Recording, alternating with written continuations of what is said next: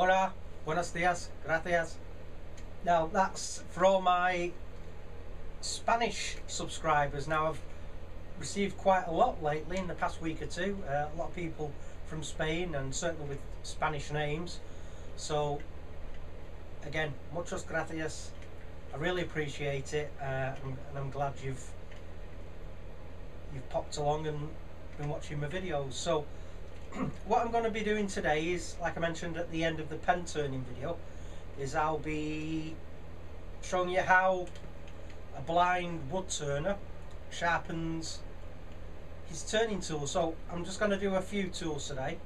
I'm going to do my spindle roughing gouge, my Robert Sorby spindle gouge, and a parting tool. So I won't be doing too many, but I'll get set up at the grinder in a moment and I'll be able to show you what I do and how I do it. So hopefully you'll find it interesting, and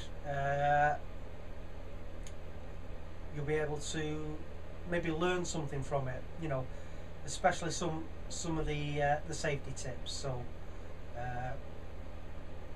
without further ado, I'll get set up over there. Okay everybody, I'm here now at the grinder. It's got a rough wheel on the right hand side here for coarse grinding and shaping, and then on the left it's got the aluminium oxide wheel for sharpening tools and turning tools and things. So I hope you can see here the sharpening jig that I've got. It isn't a well-known brand, because once I bought the lathe and the grinder and everything, I didn't really have much money left. So I was shopping around on eBay, and there was a retired engineer that lives in the south of England who's also a wood turner. So he was making these jigs at a very fair price. I think it was about £30 or £40, which was considerably cheaper than a Wolverine or a True Grind and things like that. And it works really well. It's got the cradle here that moves in and out.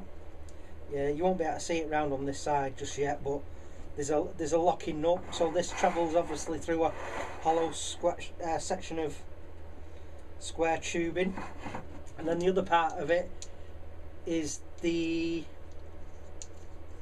clamp and the attachment for doing bowl gouges and spindle gouges, things with a swept back profile. So that's that there, again just a lock nut. So the first thing that I'm going to show you how I sharpen is my roughing gouge. So the way that I have to do it is I insert the end of the handle in the cradle, and then I just move the bar out, and then it's just a process of touch until I feel the very tip of the gouge in contact with the wheel, and that should facilitate the rest of the bevel is in touch with the wheel. So I just have a good feel around. So I mean, this is the best that I can do with being blind, so that feels right. So I'll make sure that the nut is securely fastened, and that should be at the right angle now for sharpening. So I'll just turn you off a second while I get my face shield on. Right everybody, face shield's on. I'm going to pull my sleeves up. I've got my roughing gouge now. So what I'm going to do is turn the grinder on. I'm going to let it come up to speed now and just stabilise.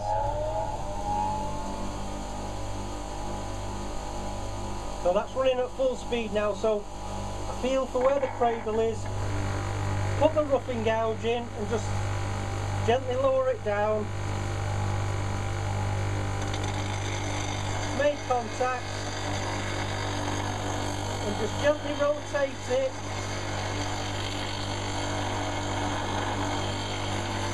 a couple of passes.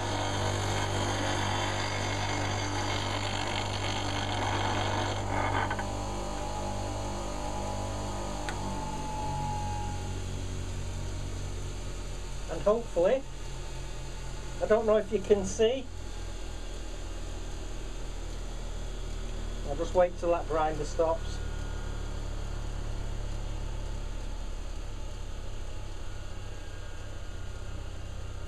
But it feels sharp, so we'll get close-ups of them later on, so I'll let that completely stop and then I'll do the next one. Right, it's going to be the parting tool next. So obviously the cradle needs pushing in now towards the grinder, and again it's just having a feel.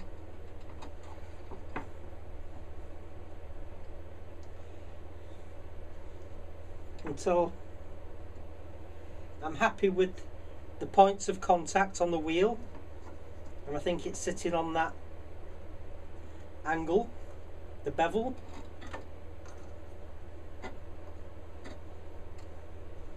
So I'm quite happy with that. So face shield down,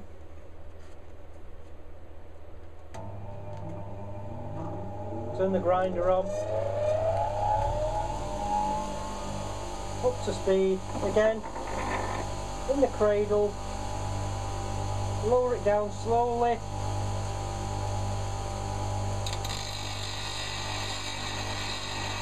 keep it moving, a few seconds, just rotate it around.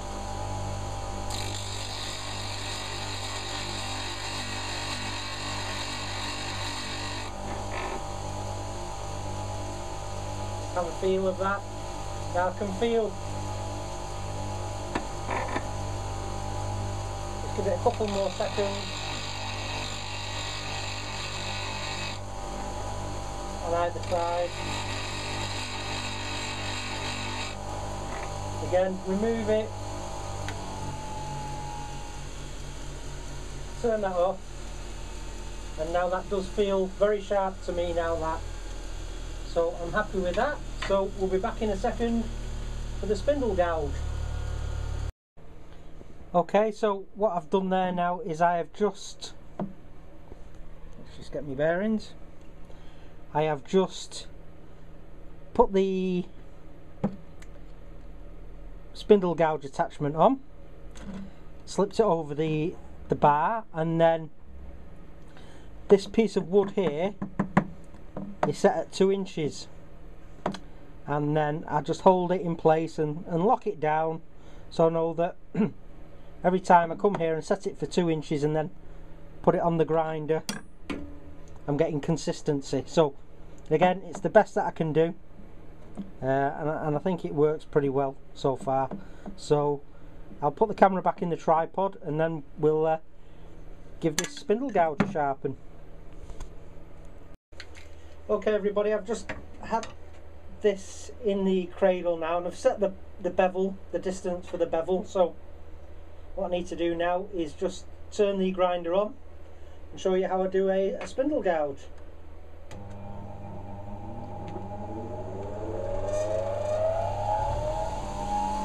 Just feel where the cradle is.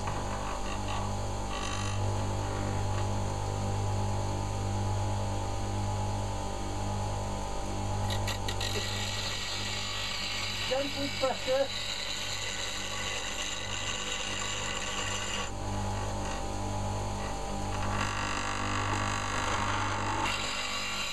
And gently roll it around.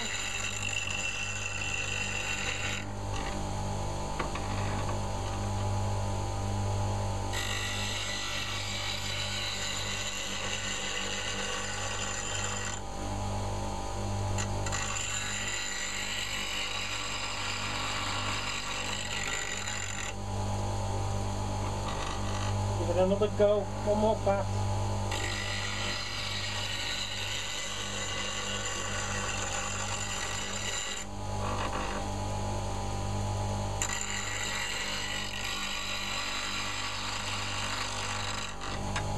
And that's basically it. So hopefully I've got a good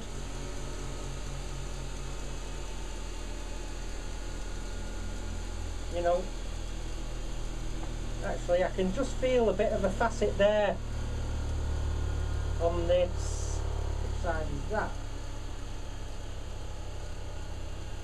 On that left side, so I'll just kick her off again, find where I'm going.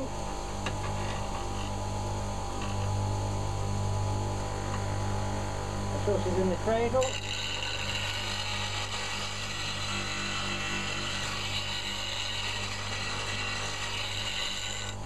Just have a feel of that.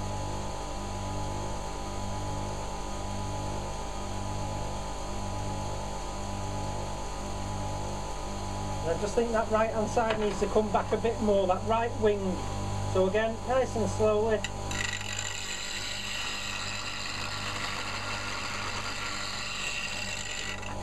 Just have a feel at that now.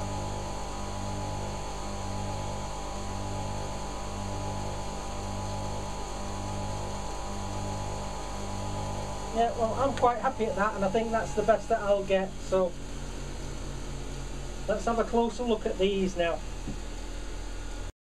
Okay everybody, so I hope I'm doing alright with the camera.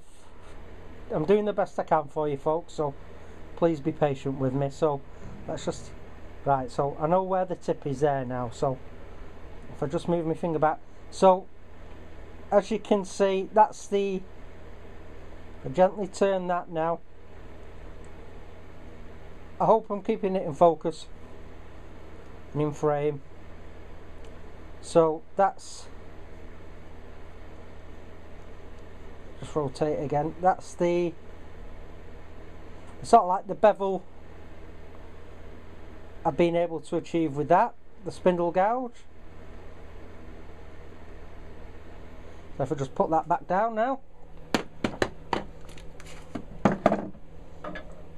Now this is the parting tool. Hopefully you're able to see that. Okay, that's where it is there. So if I just, so that's my parting tool. It feels like it's got a good edge. Okay, not really much more I can say about that. And now I'll pick up my roughing gouge.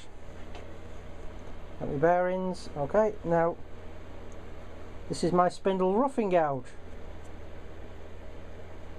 So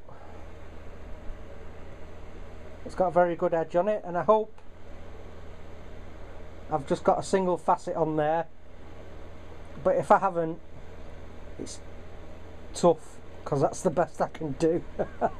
So anyway, that's the results I've got, so I'll just pop this back on the tripod and we'll have a bit of a chat to finish up. Right everybody, there you have it. 3 tools sharpened, mission accomplished.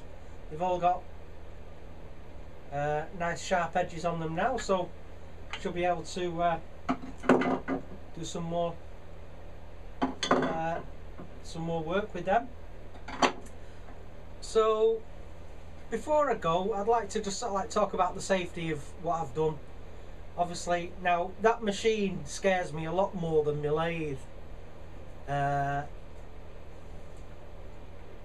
For some reason, I don't know if it is more dangerous. I know they're both very dangerous, but I just get the bums rush a bit when I use that grinder. But as you see, if you just take your time and wait till things have settled down and make sure everything's set up and tightened properly, and just approach it carefully like you would do you would on your lathe, you know, you shouldn't have any problems. But I know a few of my subscribers are registered blind or disabled, so you know, obviously it can be done. I've just proved it can be done. Just again, follow your own moral compass and, you know, keep yourself safe and you'll be fine. You know, it can be done, and you can keep your tools nice and sharp. and obviously another important thing is the face protection, whether or not you just use small goggles or your face shield, because you know those wheels can explode if you get a big catch on them and things. So Mike Walt's got a story about that happening on one of his sharpening videos, so check that out. A few mentions. First one, Daniel Villarino. He's got a really good channel. His projects and videos are really good, and he won one of the prizes in the Carl Jacobson and Alan Stratton Christmas competition. So you know, he's a talented wood turner. He's got a great channel. He does alternate videos in Spanish and English, and when he's talking Spanish, there's subtitles for you people that can read and stuff, so check him out. Another person is Scott, and that's Adzi Wood Turning and Woodcraft. Scott is his light-hearted approach makes me chuckle. He seems a very down-to-earth bloke, and I think my personal opinion is he's going to be a fantastic wood turner. Scott, he's churning the bowls out like there's no tomorrow, and his videos show his trials and his tribulations, so you know he's not scared of showing his mistakes, which is good because we can all make them. And thirdly, go and check out, I don't know his name, but he goes by Junior Turner 01.